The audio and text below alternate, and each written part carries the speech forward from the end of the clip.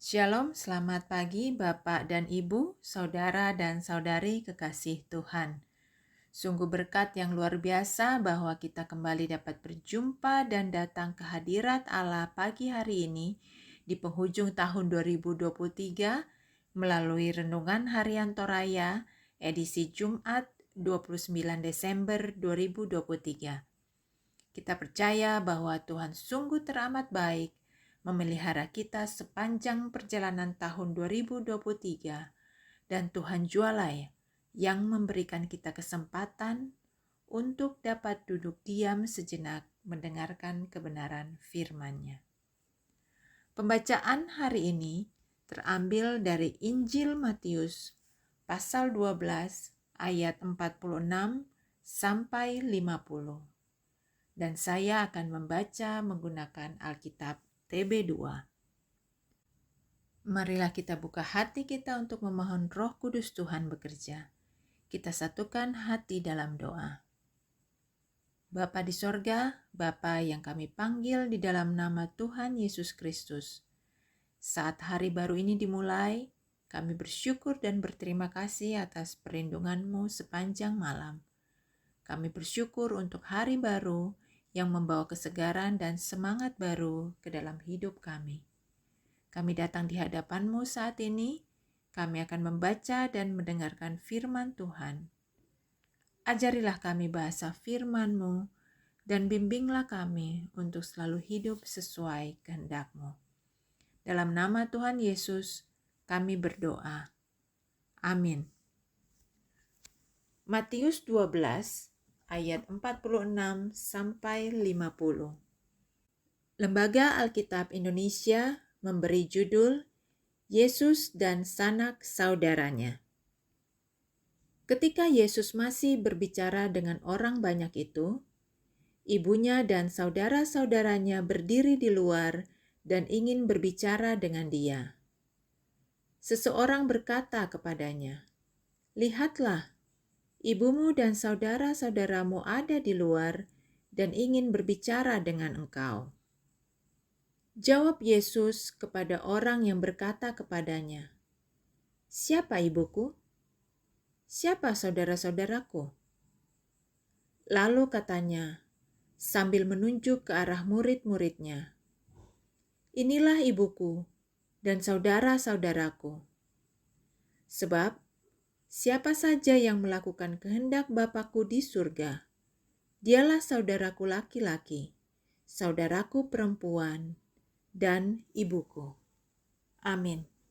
Demikian firman Tuhan pagi hari ini.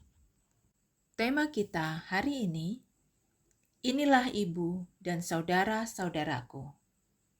Iari indokku, siasiuluku temai. Pada zaman Yesus hidup di Palestina, hubungan dekat antara saudara-saudara semarga sangat dihargai sebagai manifestasi kasih Allah, dan menjaga hubungan tersebut dianggap sebagai bagian dari perjanjian dengan Allah.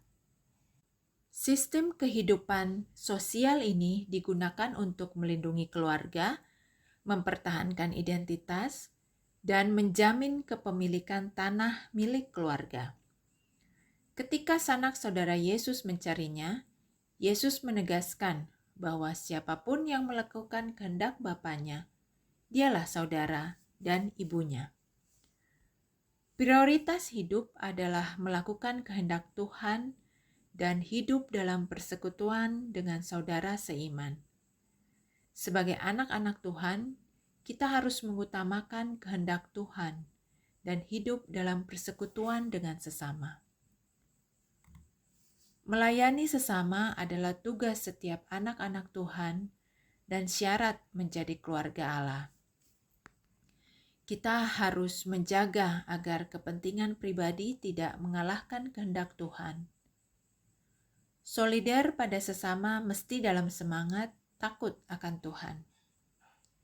Hidup dalam persekutuan dengan saudara seiman akan saling membantu dan menguatkan menjalani kehidupan. Kita patut memahami hal yang menjadi prioritas dalam hidup ini, yaitu mengikuti kehendak Tuhan dan hidup dalam persekutuan dengan sesama. Untuk memahami dan melaksanakan kehendak Tuhan, kita mesti memiliki hubungan yang dekat dengannya.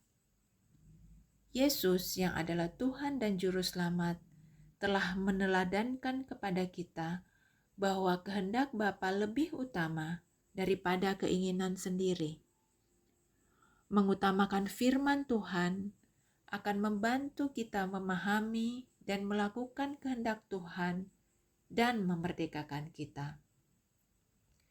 Seperti Maria yang memilih duduk di kaki Yesus dan mendengarkan firman-Nya, kita pun perlu hidup dalam kebenarannya untuk mengerti dan melakukan kehendak Tuhan.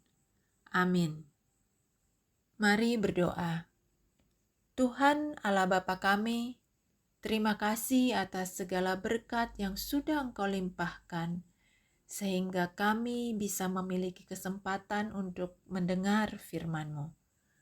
Berkati jemaat-Mu di setiap saat, tempat, dan kondisi hidup mereka, agar senantiasa selalu merindukan dan membutuhkan firman-Mu sebagai pelita kebenaran yang memerdekakan dan penghiburan yang menguatkan.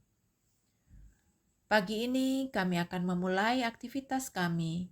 Kami mohon bimbingan Roh Kudus dalam pekerjaan kami hari ini. Bimbing hati dan pikiran kami, agar kami dapat memulai, melaksanakan, dan menyelesaikan pekerjaan kami seturut dengan kehendak-Mu, dan biarlah itu membawa kebaikan pada orang-orang di sekitar kami.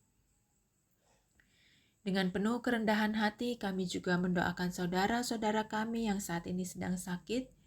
Kiranya setiap usaha atas kesembuhan mereka boleh Engkau berkati dan berikan kekuatan, supaya mereka mampu menjalani pemulihan terbaik.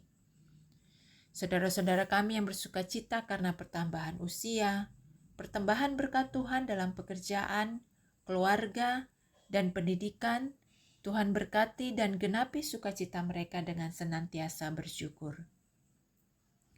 Kami berdoa untuk orang-orang tua kami yang lanjut usia.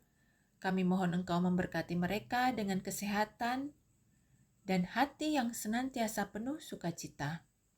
Kiranya di usia senja mereka, iman mereka semakin teguh dan berakar di dalam Engkau, dan kesaksian hidup mereka menjadi teladan bagi kami semua.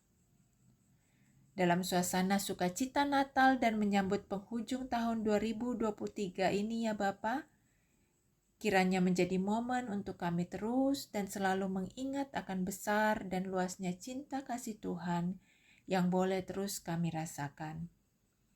Biarlah lembaran baru tahun 2024 kami sambut dengan penuh kebahagiaan, dengan pengharapan agar cinta kasih Tuhan terus bertumbuh dalam kami dan membangun diri kami dalam kasih kepada sesama kami. Ampuni salah dan dosa kami, sempurnakanlah dengarlah doa kami ya Bapa, yang kami bawa di dalam nama anak-Mu Yesus Kristus, yang adalah Tuhan dan Juru Selamat kami yang hidup. Amin. Demikian renungan kita pagi hari ini. Marilah kita jalani karya kita hari ini dalam tuntunan Roh Kudus dan pemeliharaan Tuhan, dalam pengharapan agar kasih dan sukacita dari Tuhan senantiasa menyertai setiap langkah kehidupan kita. Sampai bertemu dalam renungan harian Toraya berikutnya. Tuhan Yesus memberkati. Selamat pagi. Shalom.